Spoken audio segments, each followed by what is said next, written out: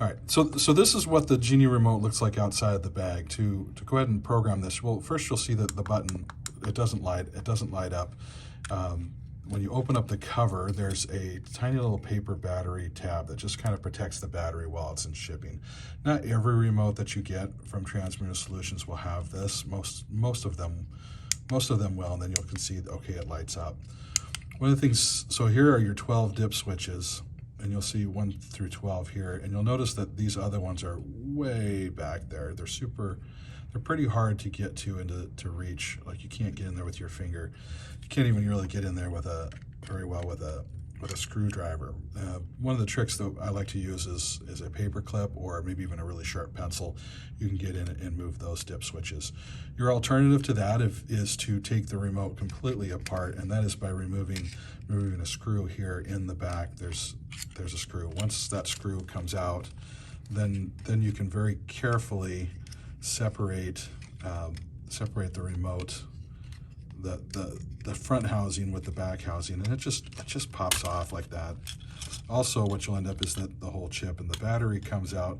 Not a big deal, but now you can fully reach these dip switches, and you can move them at your leisure according to your programming. And then when you put it back together, there's these great little notches that it fits in to save the battery for last. You got the cover plate, and it just snaps into place. There's nothing terribly difficult about this one. It just fits right on there. And then once you have that on, then you can replace the screw in the back of it, and go ahead and screw that back on. You'll want to make sure that screw gets screwed back on, because it keeps your whole housing together. So we've got it programmed, we've got it put back together, we put the battery back in, we make sure, yep, indeed, it lights up, and then you can put the cover on, and now you have a working 12-dip Genie 390 megahertz remote. The keychain is very much the same. There's a couple of nuances here. One, you've got a little coin tab, which you have to put a coin in to open, in addition to a screw on the back. You have to take the screw off first. The remote won't open up if you just pry it open with the coin tab without first removing the screw. So once you remove the screw, then you can just put your coin in the tab and just do that little bit of a twist to open it up just a little bit, like that. And now you have it open. One thing to note is that when you put a coin in here, start with a pretty big coin. I'm actually just using a battery, but a quarter would be better. Something bigger, because the plastic on the outside is a little bit soft, and you will, if you just really tear at it, you will tear up some of the plastic. It'll make this edge a little bit rough. But once you get it open, there is, I've already removed it, but there is a paper battery tab in here that also has to be removed.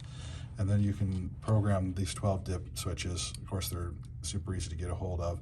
This is the power button. So now that if it lights up, we know that we have battery power going to it. We'll program our 12 dip switches, and then we can go ahead and close this up.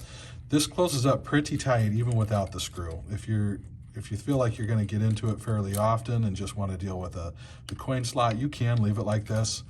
The battery should last a year or two. And so if you want to keep it more secure, put the screw back in, and also you'll never lose the screw if you do that.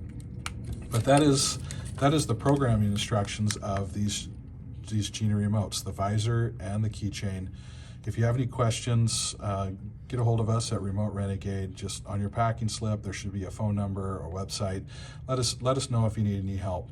Most of the reasons why we get these, people have trouble with these remotes is because their opener is actually a 9-dip opener or an IntelliCode opener and not a 12-dip. So people order the wrong remote. If you've ordered the wrong remote, just give us a call, send us an email, send us a message. We'll work with you on trying to get the correct remote swapped if we have them in stock. If we don't, as always, free, easy returns. So thank you and have a great day.